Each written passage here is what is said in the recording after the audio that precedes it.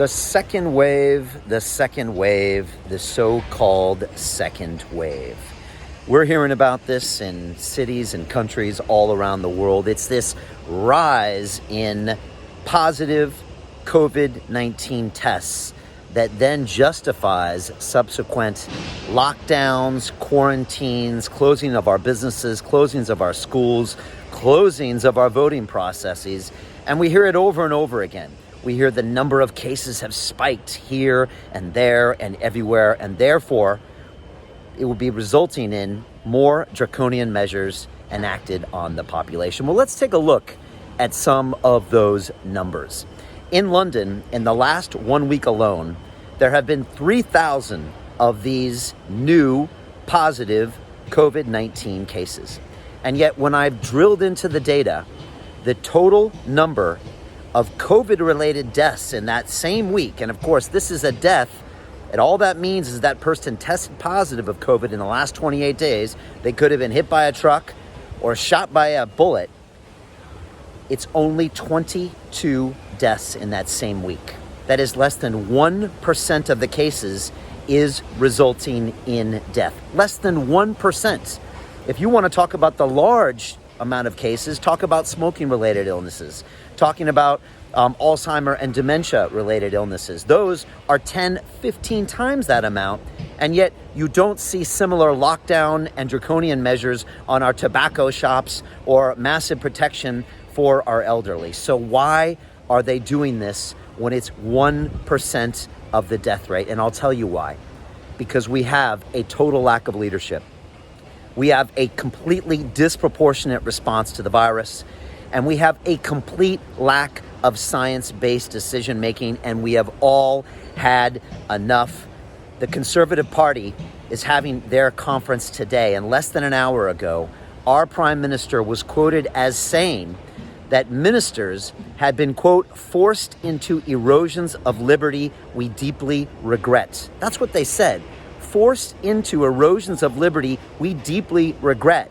But then they insisted that there is, quote, no alternative to lockdown enforcement.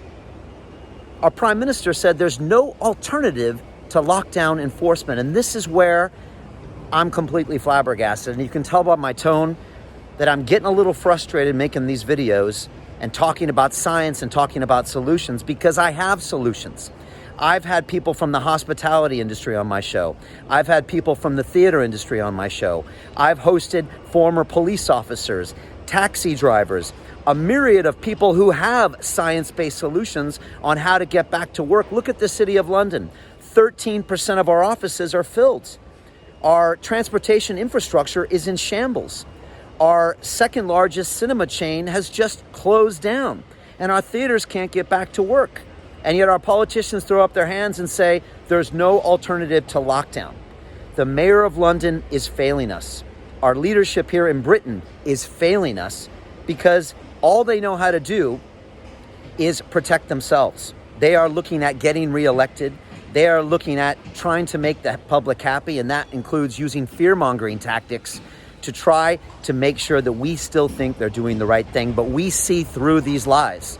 We know you're doing the wrong thing, and that's why I'm calling for new leadership, a new direction. I'm talking about a proportionate response to the virus. Yes, protect those in danger, but don't punish the majority of the population that wants to get back to work and that can do so safely. And finally, I'm asking for a science-based decision-making process. I come from a scientific background. I have a degree in mechanical engineering from MIT, and I respect the process of science because that's how we get back to work safely. I will continue to make these videos, but I won't lie. I'm getting frustrated because I don't see anyone listening and I don't see solutions. What I see is our businesses failing, the backbone of our city and our company and our country failing, and I'm seeing our mental health and our physical health. The toll is going to be taking, and it's frustrating to me. Leave your comments below. Tell me what you think, if you agree or disagree. Share this video if it resonates with you. But I'm telling you, I don't know what else to do, but we need to take some steps to take us in a new direction because our leadership is not listening, and they seem to be caught up in this same political apparatus that means they propagate the same mistruths for their own self-interest. And I'm tired of it because we as citizens are paying the price. Leave me your comments, share this video if it resonates, and let's look for a new direction and new solutions. Thank you very much.